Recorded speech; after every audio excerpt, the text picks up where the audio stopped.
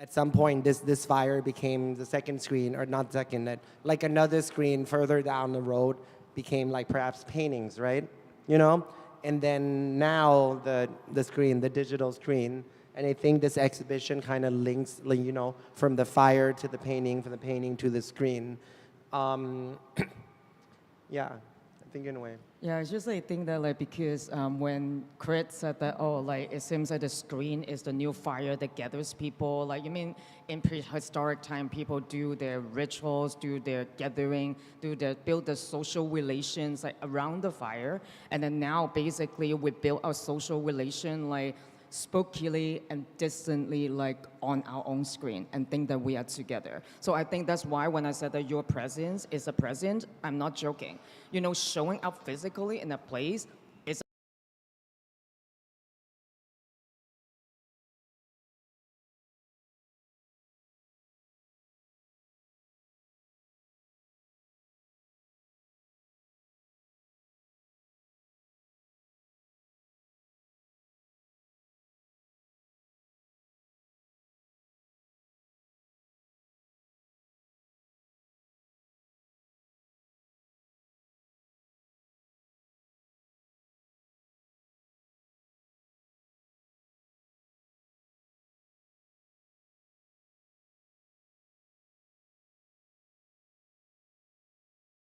thing I think that you guys like both have like very specific perspective on is the internet memory of a lot of things. You know, this is not something that you first, on one hand, we outsource our memory to the internet. Now it's just like we never remember people's birthdays. It's just like, I'm sorry, I'm always still use Facebook. So Facebook will tell you like, oh, someone's having a birthday. And then at the same time, it's also involuntary memory on the internet. You did something, you post something, it will stay there kind of forever, or like it will disappear at some point when like some website goes down. So I would like to talk to you both about like what do you think about the idea of memories in this like, post-internet world when everything is like remembered and forgotten at the same time?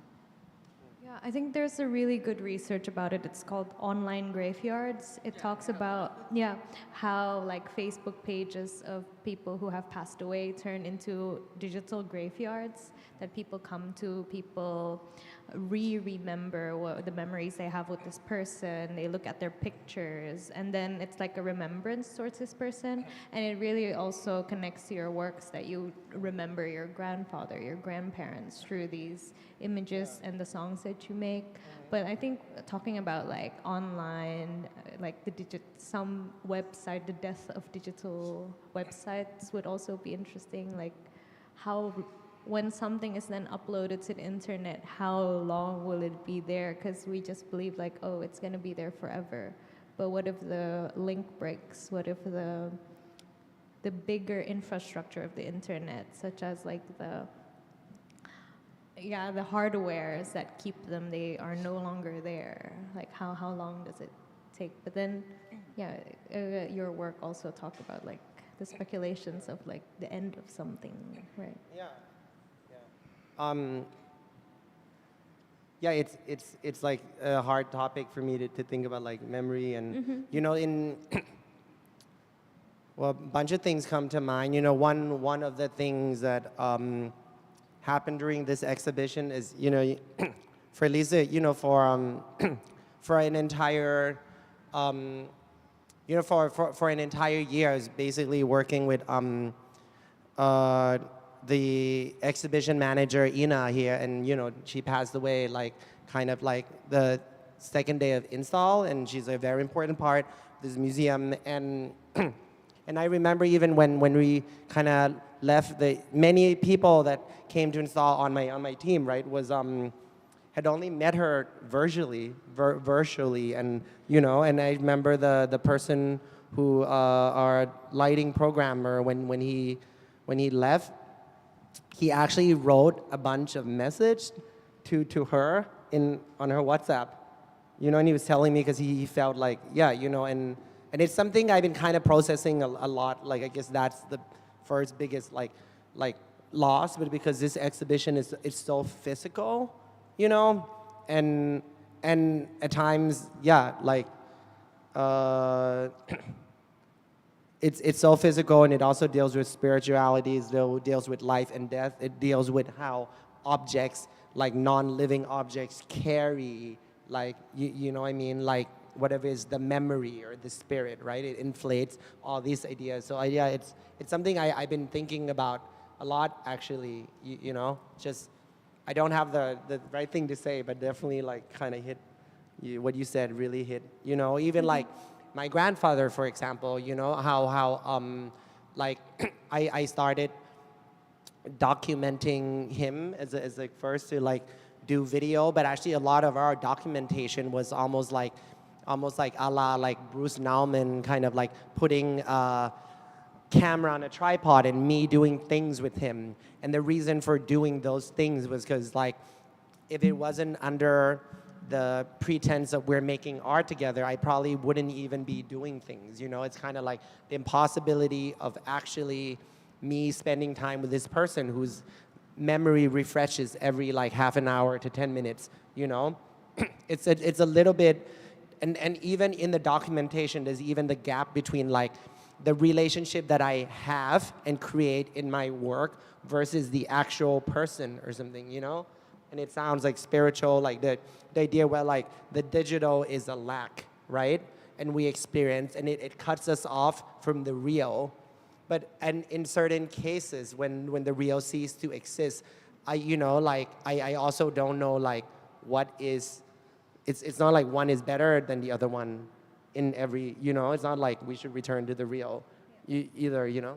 I mean, because it feels like there's no real. I mean, to be honest, like if I can't search you on the internet, you don't exist. That is the fact now. I mean, I think back in like years like 2008 or something, like when people were so into Baudrillard's like real, like, and also Zizek, like Welcome to the Desert of the Real, that when he wrote about Matrix, it's like we still thought that we have the luxuries, like, oh, we can just like step out from the virtual world. But the thing is, like, we don't have this choice now, you know, like, so I feel like, you know, that's why sometimes, like, when you talk about, you know, there is a lack, there is a hole when there's like a virtual thing, but is it just a void that is just empty, or like there's something that can bring in a lot of things? So say, Porfirio, like when he talked, like the Italian, the French philosopher, like, the philosopher Porfirio talk about like the lost dimension. When we have a screen, it's not just a screen. It's basically cut off the linear perspective of a physical space, and you bring in a new temporality. You bring in a new space there. Because, I mean, it doesn't have to be that complicated. To be honest, like when you watch a film, the narrative time and the time that you are in, like now is like, what day is today now? Like December 1st.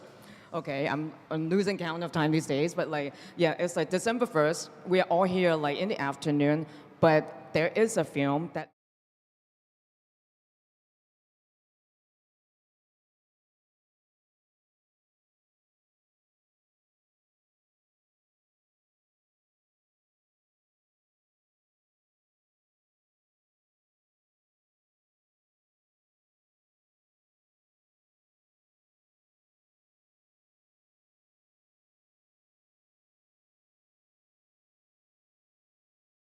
and then it's kind of the implosion of fire, like, you know, the past, the present, and the future of the fire all going back to the same space. And it feels like a screen, although it's a painting. I mean, at least to me, it is. And do you want to talk about fire more? Do you want to talk about fire more? Yeah, I feel like, yeah, I feel like a lot of you guys were, maybe half you guys were in the tour in the morning, and I think we can talk about, do you want to talk about fire more? Let's talk about fire. Okay. I mean, as we're here. So, I mean, I know a lot of people, I know that one of your signature is the flame. And this exhibition, actually, like there are a lot of works that goes from explicit flames into latent heat, including, like, say, the thermosensitive blue foil, like in some of the paintings. And when we talk about fire, we think about negation, we think about destruction. We are carbon-based, like, organism, so we don't survive fire. So every time when you think about fire, okay, it's just like you burn down everything, and then it goes to dimension 0. But, you know, there are a lot of things that you talk about fire, including the Phoenix complex, which is like there is something more than just like cleaning everything, like burning everything. There is a promised different future that is brought by the destruction. And I think this is what we need in a society now. But you think we need to It's a talk about Phoenix Complex. destroy everything? No, we don't want to destroy anything. It's just because like in our modern life, fire is something that is tightly controlled by urban planning. Yeah. If you see a fire somewhere, that's an issue. Yeah. But like recurring images of fire in our work brings another perspective about a new beginning. Yeah. Do you have anything to say about fire? I do. We were talking about this and how it relates to practices of slash and burn. Yeah. I was taking part as a researcher in this project called Fire Play. We research how people in central Kalimantan utilizes fire, how they work with fire for plantations, etc. And it was a ethnography for about 3 months, 4 months of ethnography. They deal with how the government wants to govern fire, how there are rules made about fire, and how these people who utilizes their indigenous practices of burning, slash and burning, were then fined or captured because they were preserving their culture. But yeah, it really relates on how these fires are controlled and put into boxes, and which fires are allowed, which are not, which are sanctionable and which aren't. But Yeah, like in New York, for very good reasons, like they're now banning gas stove.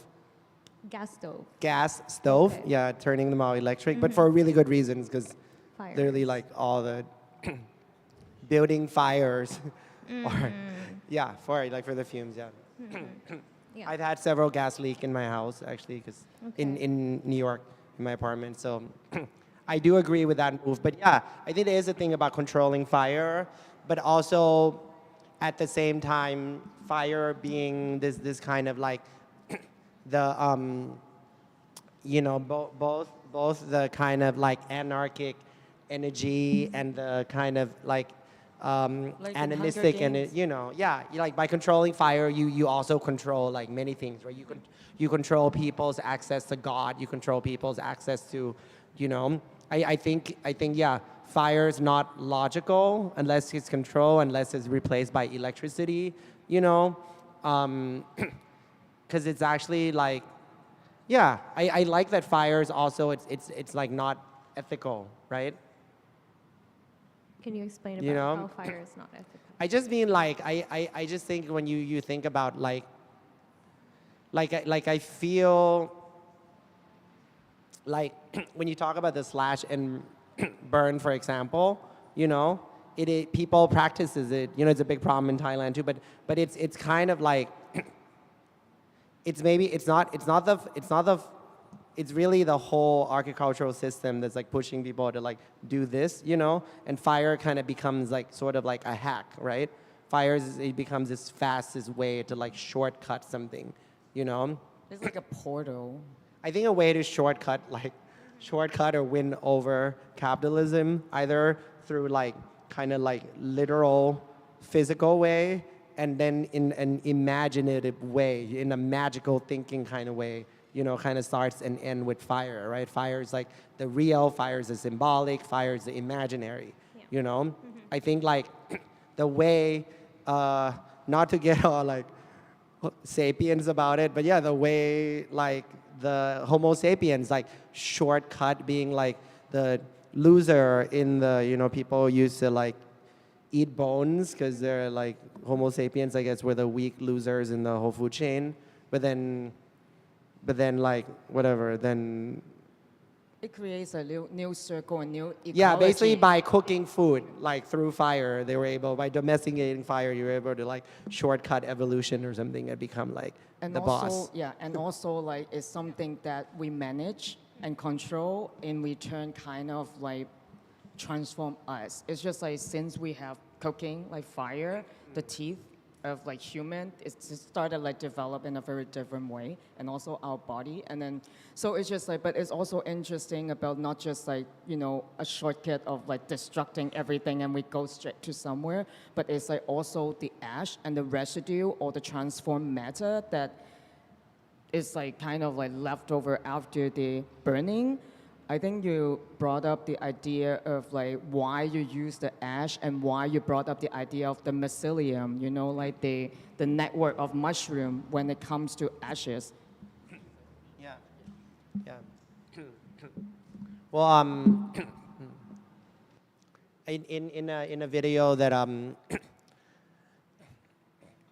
in a video I did earlier that's not shown in this exhibition called Songs for Dying. That's a precursor to Songs for Living. It's also a video that it's kind of like that I kind of sort of used to process the death of my grandfather, but also the beginning of the kind of like pro-democracy, anti-government, anti-monarchy protests in Thailand.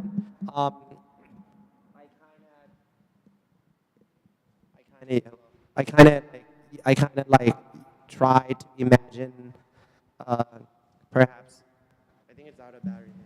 I kind of try to imagine like human beings almost as trees, and then like how we organize ourselves like networks of trees, and then like, you know, thinking about like, let's say like a diverse forest versus like monoculture, and then started like thinking about the idea of ghosts and this whole kind of like animistic language that we create almost as ghosts, you know, like a kind of sort of, you know, like I feel, and this is like something we have in common in like all like Southeast Asian culture, this idea of the ghost holding a kind of negative feeling and unfulfilled desire, like something destroyed through war, violent, you know, things, feelings, memories, and things that are a little bit more abstract, but definitely negative, and wanting to exist and not go away. And so I think about like more like the mycelium and how it actually process the processable carbon, right? Like in the air and on Earth underneath through actually a kind of carbon exchange. The mycelium actually facilitate the trees to talk, right? And I like the idea where in like the language created around ghosts and the things that are like the non-invisible, non-human and culture and even art, you know, that like we do get to process these unprocessable kind of things, right, through talking about it. Yeah. And I think the mycelium things also relates to like Anat Singh's work with mushrooms at the end of the world, and how mushrooms are one of the strongest I feel like mycelium is like the Wi-Fi of mushrooms, you know, True, like, you know, usually when we talk about mushroom, we talk about the edible part of it, but like mycelium is the network of it that it talks to different trees and try to get information and nutrition of it.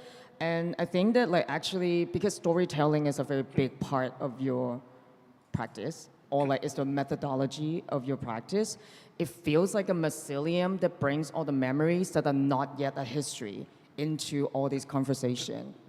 What do you think? Yeah, I wouldn't say like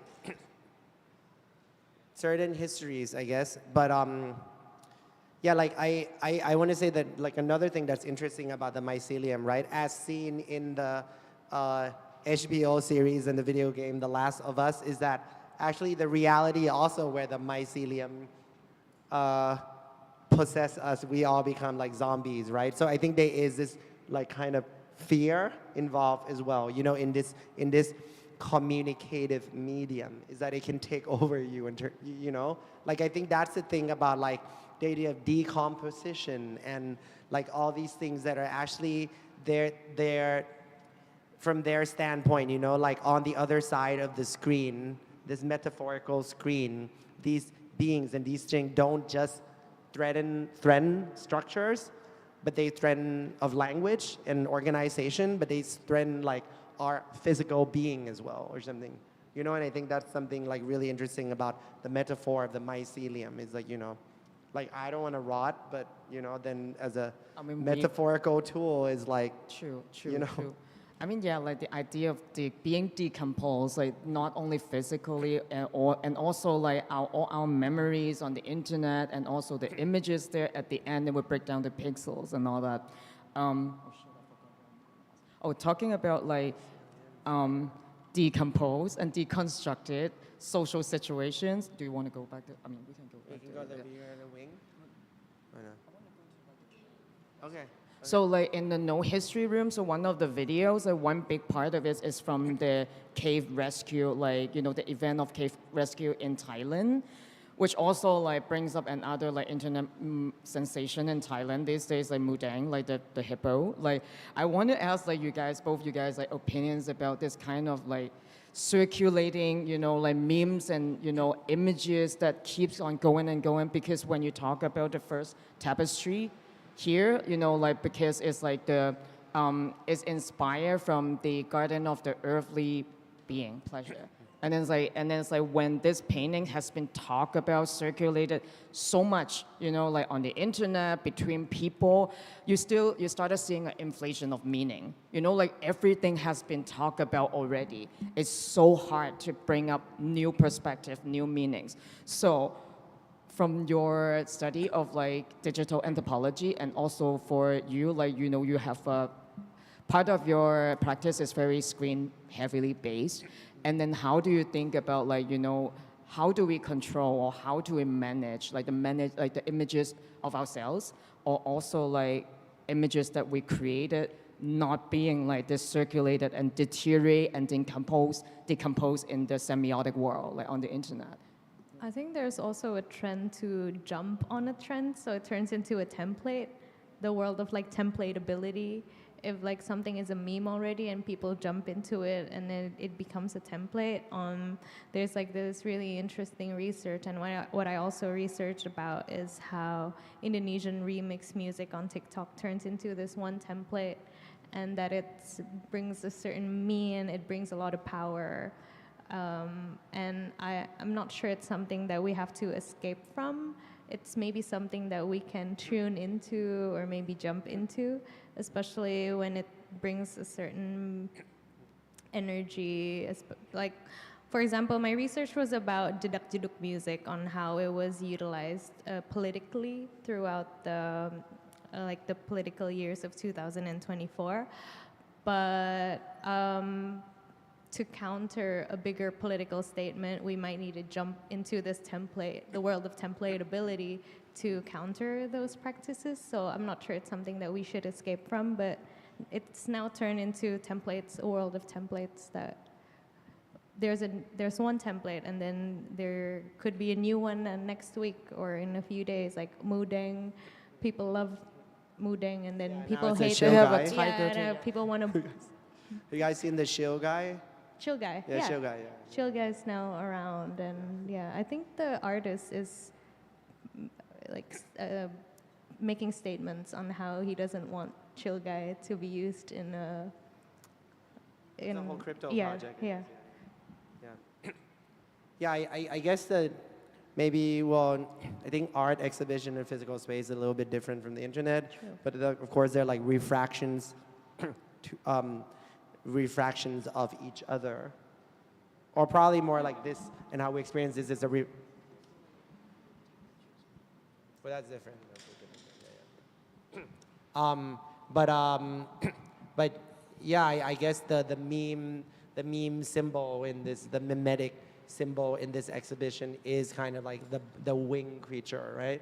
You know, and that exists in every room, and I think within like probably the version that stretches the imagination the most is the floor that's made out of ash, and trying to imagine it as a phoenix. You know, I think that's like the most ass from the audience, probably, compared to the other images of wings. But I'm curious what you said about the cave.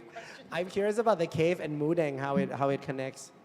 I mean, just like become like a social. I mean, it's like, so when we said that like, okay, we still have a lot of public spaces, but a lot of public images are public spaces now. You know, like all the images that you can share between people that brings up like similar or like very different emotions, or even like what you say, like displaced emotions. So that's why like.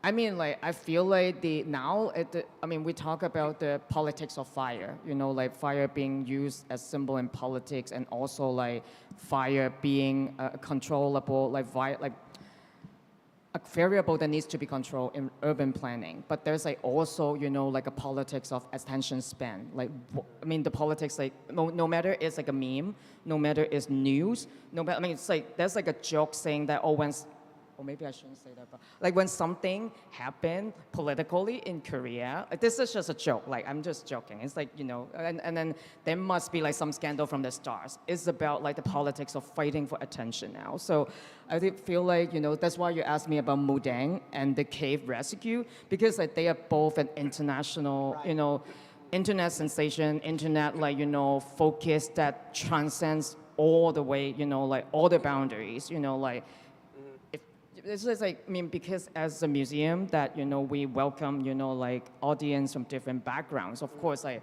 would think about how did they do that? You know, like everyone gets it right away. Like Mengundang, people gets it. And then now there's a competition that all the zoos in the world started like picking out their dwarf hippos, and they want to add in this attention economy. Or they're making them fatter and more like emojis. Yeah. I guess with the cave, yeah, like, I'm actually going to film Mengundang in 2 weeks, actually, because I love working with Animals? no, but memes and things that are memeable. It's a kind of like this, probably like, like I guess, like connection, and I like same way I like denim, same way I like fire, you know, same way I say that my identity that is one that's like fully like more like globalized, you know. I'm interested more in art being a corruption of these sort of already multiple and like very corrupted source or something. And I think with the cave rescue, I think the artist that made it was like a different version of like what I want now, but still the impetus of doing it was like, you know, when the cave rescue thing happened, like I wanted to be the first person who made something about the cave rescue, you know, and it kind of lined up with my interest. Like prior to that, I had been kind of researching, you know, an entire sort of like Thailand during the Cold War, you know, and how like the whole structures of like what I understand is like Buddhism, the king, the military, all of it, and kind of even its relationship to like America, the CIA, all this stuff that feels so animistic and so like not in like held so much vitality in the present, but has only fixed physical kind of like embodiment in things that either can't be talked about or it's so abstract. And suddenly it felt like all these actors and all these people in this kind of like the fiction that is the founding lore of Thailand became present during this cave rescue. And I think that's why I wanted to like work with it. You know, when you have something so everything, it's kind of like crazy that everything wants like, there's no friction. Everything wants virality anymore. Everything wants maximum exposure. Even like, even when you don't want, like, I wanted to say this earlier, like, you know, I like deleted Instagram like last year for like 9 months. But actually, you know, I just had a Finsta the whole time, so I was still on Instagram. And then I deleted all my posts. I kind of had a whole reset. But I feel like now the whole reset just feels like it's something so that like somehow the Instagram reset like gave me more like whatever, like more followers, more attention, more whatever, you know what I mean? It just, even the reset, even the holding back kind of works better with the exposure or something. And I think like similar to like the cave rescue or something, it was this like exposure moment, right? And I think like my next video deals with basically the idea of soft power, specifically like in Thailand as a ghost, but it also like is about this thing too, where like there is something like that's like latent, but somehow authentic and somehow filled with vitality that maybe like the West or this bigger mass wants. And then there's also, but then, and let's call this the ghost or whatever, the soft power, but the ghost also wants exposure at the same time. You know what I mean? Like it's kind of like this symbiotic relationship. And yeah. It feels like the ghost is like projected on the screen, you know. So anyway, is there any questions from all of you? Like we can open the Q&A session. We're out of time. No, we're not. Oh, we're okay. not. We're not. No, it's still 2:13. We're not. 2 p.m. Do you guys have any questions, or we should just like keep chatting? Like, any? Oh, there's.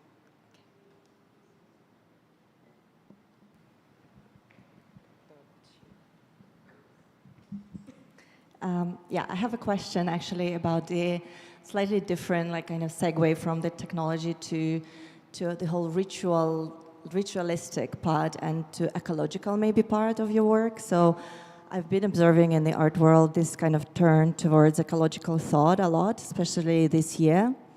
And it reminded me of this anthropologist Ernesto de Martino, who wrote about the crisis of presence, so how we get disconnected from the natural world and how one of the ways to get reconnected is through memory. But since our memory is so fragmented now, one way for us to reconnect is a ritual and like a magic. And so I guess my question is there like an ecological context to your work? And just talk about a little bit more about like this shamanic part of your work. Yeah, I guess, well, I feel like we kind of touched on this earlier with fire. I think, you know, like I am interested in fire, like clearly for its ritualistic part. And I think I kind of make my work out of fear, like things that I'm scared of, and less now, but before, like out of almost trying to like underwrite a script so that I can like be more comfortable with the things I'm scared of, you know? And I think rituals are that. They're precisely tools for us to be more accustomed to like the things that we're scared of, like from natural disasters to like capitalism, maybe, you know, war. But I think, you know, that's why I say like the displaced feelings or like nature as a place.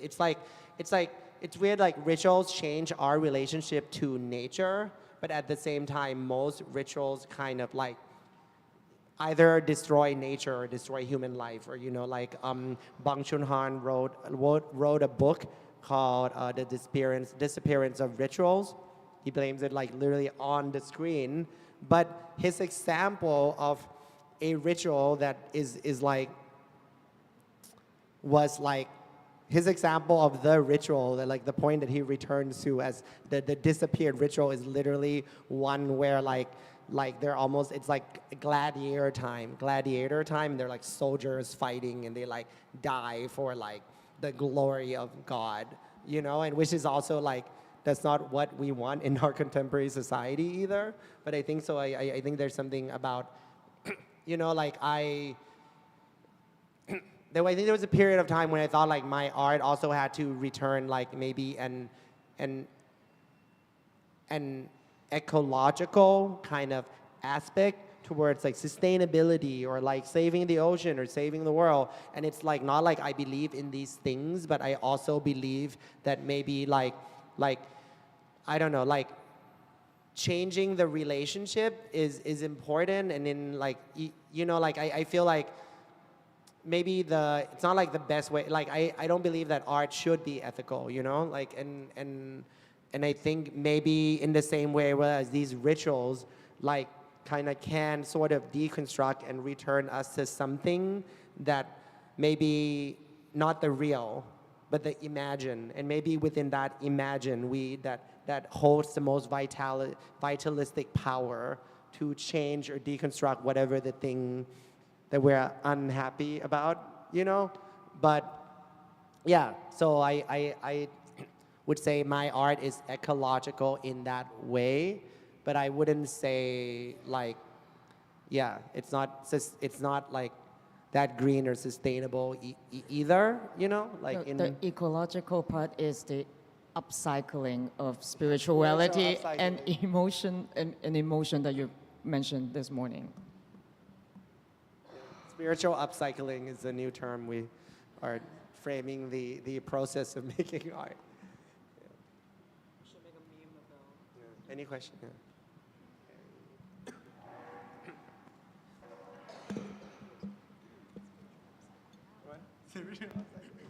Hi, can I ask you to reflect on the role of faith and belief in your work?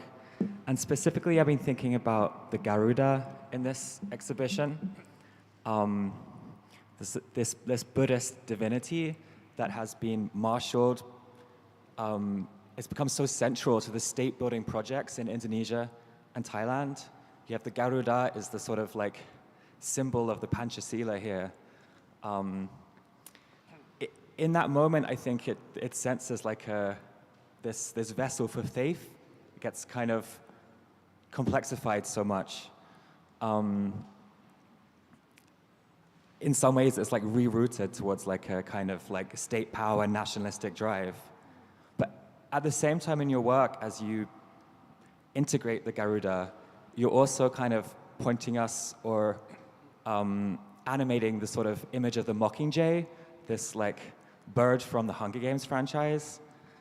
So here we have this totally like commodified capitalistic franchise image that appears in your work alongside the Garuda as this like emblem of faith, potency, power, belief.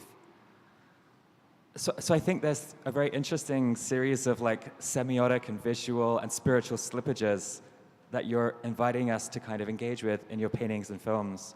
And I'd like to hear a little bit about what it means to work with these images here, to bridge this kind of like Southeast Asian spiritual trajectory in the site of this exhibition. Yeah, I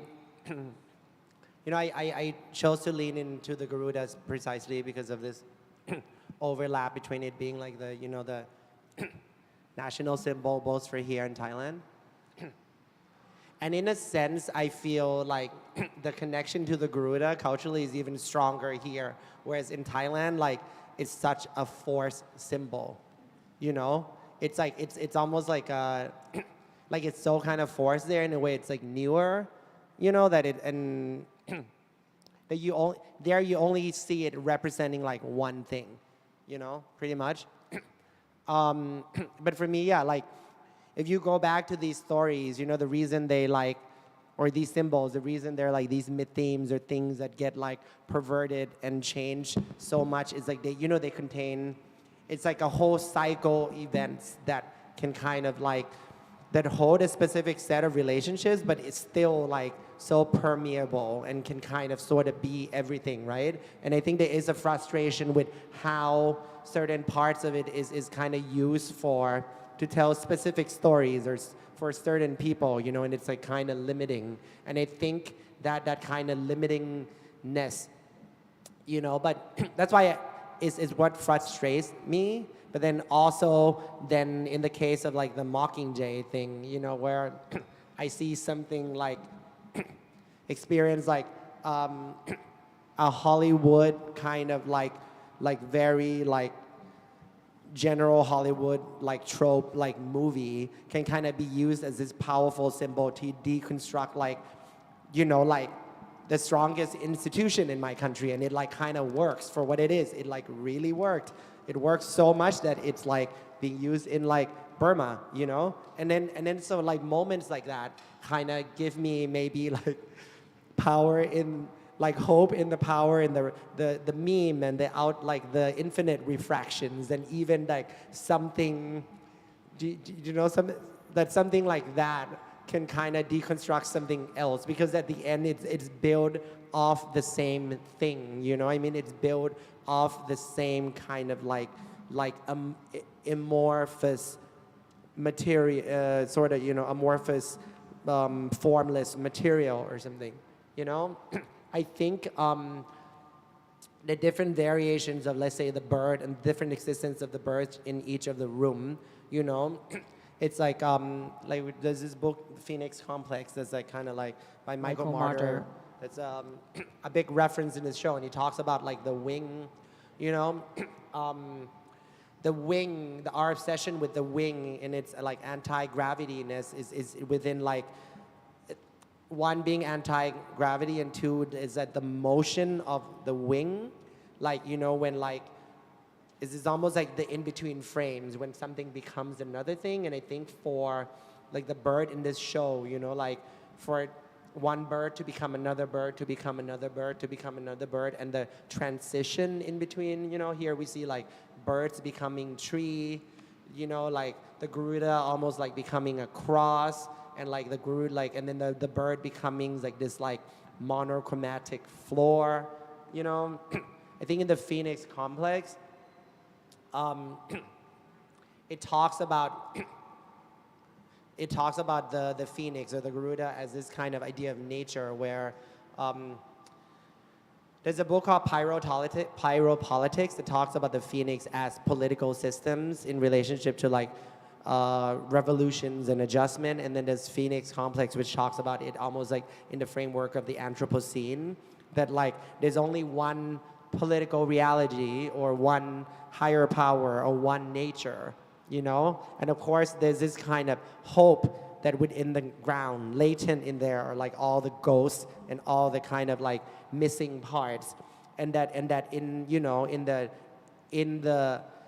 not the death, but like in the, when the bird has, the phoenix has fallen, and it can like recombine with the ash of the fallen and like make a new reality. But like, you know, it also has to kill itself every time and its entire reality. So this promise of rebirth is also like how I'm trying to at least frame my spirituality now, that it's almost like that, like it's a promise that's like neither denied or fulfilled. You know what I mean? And that's kind of like the thing about this floor work and talking about it as the phoenix, is to extend this gap, you know, where like, The interframe. yeah, the fire is interframe. inside your head. Yeah. Yeah. Not Yeah. frame. Yeah, yeah. Yeah. Sorry, that's kind of. Any question? Yeah. Any more questions? Closing remarks? No more questions? Okay, I think, what time is it now? 12. Okay. So we can, you want to wrap up? No. Should we wrap up or just we want to Maybe I add a bit on how we talk about like a lot of this conversations is hitting about like screen and the images, and yet we talked about the sound in the beginning, and a lot of Krit's works revolve around sound and how the screen as an infrastructure itself also provides sounds now, even in our phones, TV, cinema, etc.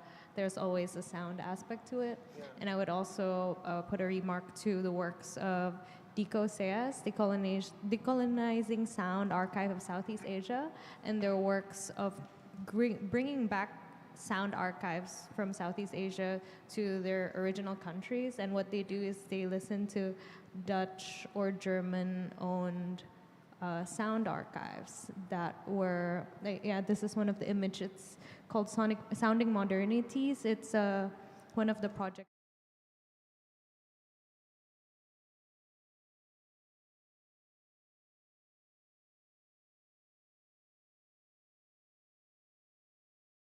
And they sit together as researchers. They put on this sound that was recorded years and years ago, and then they found out which language they're from, when it was recorded, and the context that resolves around these sound-based works. And turns out these kind of practices connects a lot of Southeast Asian sounds and practices, how then we were recorded as objects and we were stored as archives, but now it's now being digitalized and accessed and responded by researchers. And yeah, these kind of oral practices of oral histories that connects a lot of Southeast Asian practices and how we learn stories from our elders also puts us together in a circle, like the bonfire or the screen or the gramophones or the radio. Yeah, that's like a really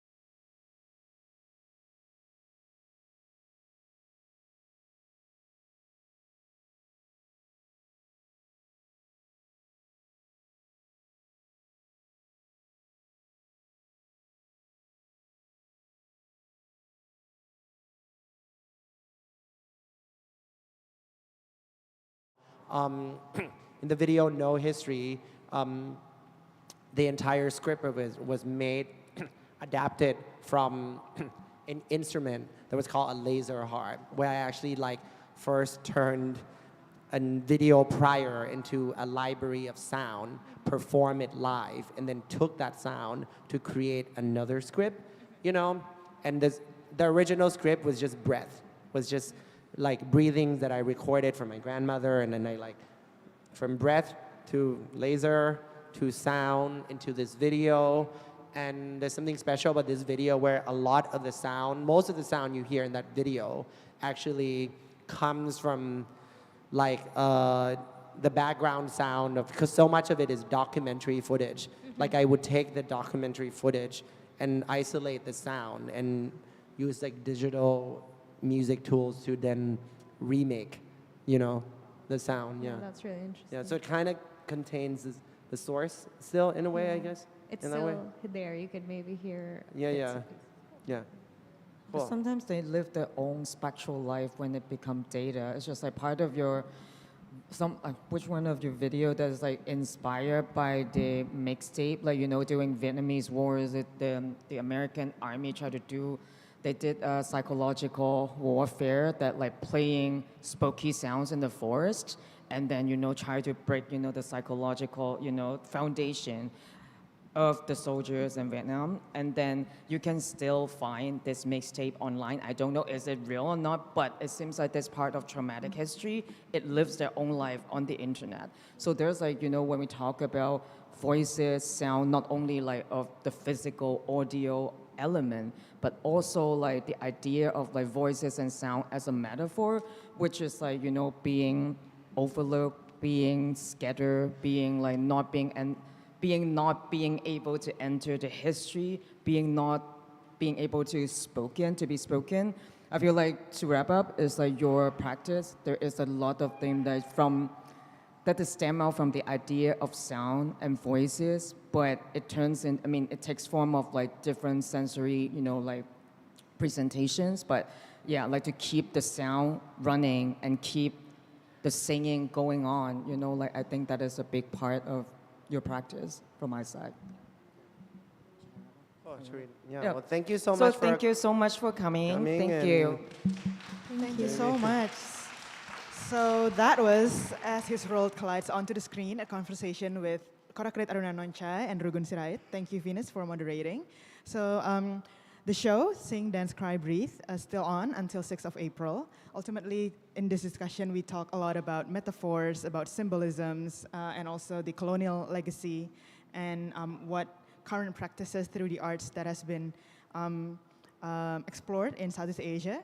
But ultimately, I suppose the show is about human emotions, and Sing, Dance, Cry, Breathe is like a prompt for us to explore and accept these emotions, even though we don't quite understand it, but it's important that we feel it and experience it.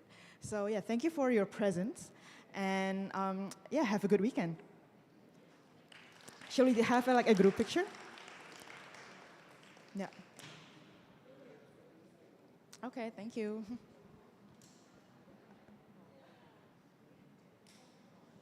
Yeah, if you have some time, please help us to fill the survey to help us improve the programming. Thank you.